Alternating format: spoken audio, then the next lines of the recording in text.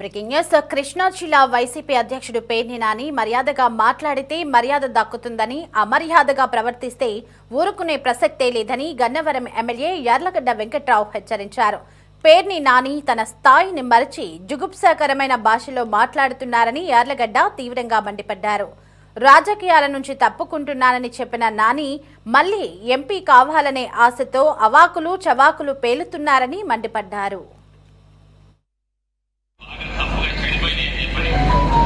అభ్యర్థులు కూడా మార్చుకుంటానని చెప్పి చెప్తున్నాడని అందరూ చెప్తున్నారు.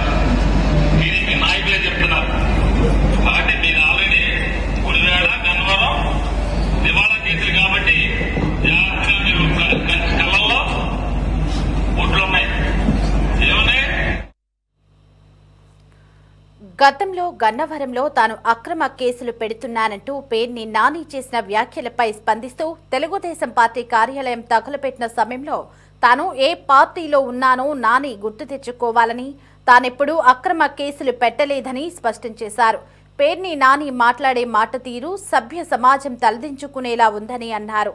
తన తండ్రి రాజకీయ వారసత్వాన్ని నాని అగౌరవపరుస్తున్నారని, ఆయన తండ్రి బ్రతికి ఉంటే ఇలాంటి భాషను ఎట్టి పరిస్థితుల్లోనూ అంగీకరించేవారు కాదని పేర్కొన్నారు. నిన్న గుడివాడలో వైఎస్ఆర్ కాంగ్రెస్ పార్టీ అధ్యక్షుడిగా జిల్లా అధ్యక్షుడిగా కృష్ణా జిల్లాకు పనిచేస్తున్న పేరు నాని గుడివాడలో మీటింగ్ పెట్టి అవాకులు చవాకులు పేలటం బాధాకరం అని చెప్తూ రాజకీయాల్లో సహజంగానే జుగుప్సాకరం. అతని స్థాయిని మరిచి రాజకీయాలు మానేశారని చెప్పి, రాజకీయాలు మానేసిన తర్వాత మళ్ళీ ఎంపీ అవుదాం అనుకుంటున్నాం ఏంటి, మళ్ళీ యాక్టివ్ అయ్యారని అడిగా. గన్నవరం రోజు వచ్చి అక్రమ కేసులు పెడుతున్నారంటే తెలుగుదేశం పార్టీ ఆఫీస్ తగలబెట్టినప్పుడు నేను ఏ పార్టీలో ఉన్నాను పేరు నాని అని అడిగి నేను అక్రమ కేసులు పెట్టలేదని చెప్పా. బహిరంగ చర్చకు సిద్ధం అన్నా.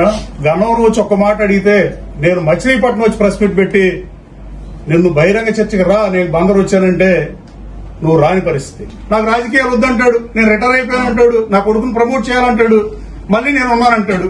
ఏంటది ఇదంతా తమాషా చేస్తున్నాడు. బేసిక్ గా ఏదో చెప్పడం చేయటం. నేను ఎప్పుడు నీ గురించి మాట్లాడలా. నువ్వు పద్దాక నా గురించి ఏం మాట్లాడుతున్నావు? నువ్వు ముందు వాళ్ళకి డబ్బులు కట్టాల్సిన కట్టు. నువ్వు నా దగ్గరకు వచ్చింది నిజం కాదా? నీ పక్కన కూర్చున్నాడు మహోన్నత నాయకుడు అని జిందాబాద్ కొడుతున్నావు నువ్వు. అతను 2014 ఎన్నికల్లో నా దగ్గరకు వచ్చి కళ్ళమ్మ నీళ్లు పెట్టుకుంటే ఇవన్నీ మాడకూడదు. నేను మాట్లాడాల్సింది నేను మాడతా. నా గురించి మాడితే అసలు ఎవరిని ఉపేక్షించను. మంచిదనం చేత గన్నవరంలో నేనేమన్నా మట్టితో వేనా?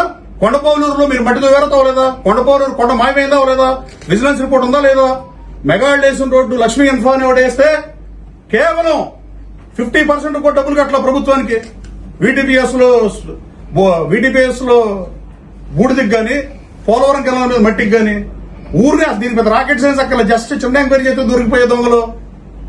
నేనేం మట్టితో వేనా? నేను మట్టి ఫ్రీగా ఇచ్చా గన్నవరంలో. నీలాగా నేను పీడీఎస్ బియ్యం తీసుకో ఆర్టికల్ రాసా. అన్నగారు పెట్టిన పథకం, అన్నం పెట్టిన పథకం అక్రమ వర్కులు పాలవుతుందని చెప్పి. ఆంధ్రజ్యోతి ఆర్టికల్ చదువుకో. బందర్ పోర్టులో పోర్టు వాళ్ళు 5 లక్షలు పెట్టి నేను ఆ రోజున ఆర్టికల్ రాసి ఆంధ్రజ్యోతికి డబ్బులు ఇచ్చి ఆడేపించాను. ఆ అమరావతి రాజధానికి అడుగుతున్నా. నాకు రాజకీయాలంటే ఇష్టం వల్ల రాజకీయాల్లోకి వచ్చా.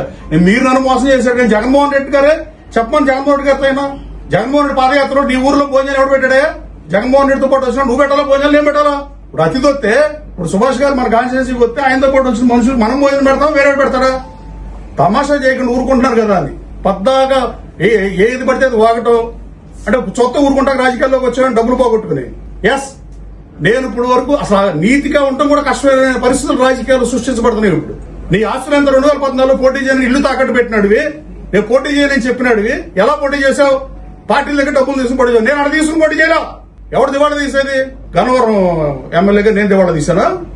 గన్నవరం వెళ్ళి చూడు, సీడాక్ సెంటర్ తెస్తున్నావు. మనవల్లి వెళ్ళి చూడు, కళ్ళుంటే వెళ్ళి చూడరా. మనవల్లి రా, నేను తీసుకెళ్తా. మన దగ్గర వ్యక్తిగత కదా ఏం లేదు. ఊరిని అక్కడ కార్యకర్తలతో ఏళ్ళు లేపించుకుంటాకి పిచ్చి మాటలు మాడటం తీవ్రంగా ఖండిస్తున్నా.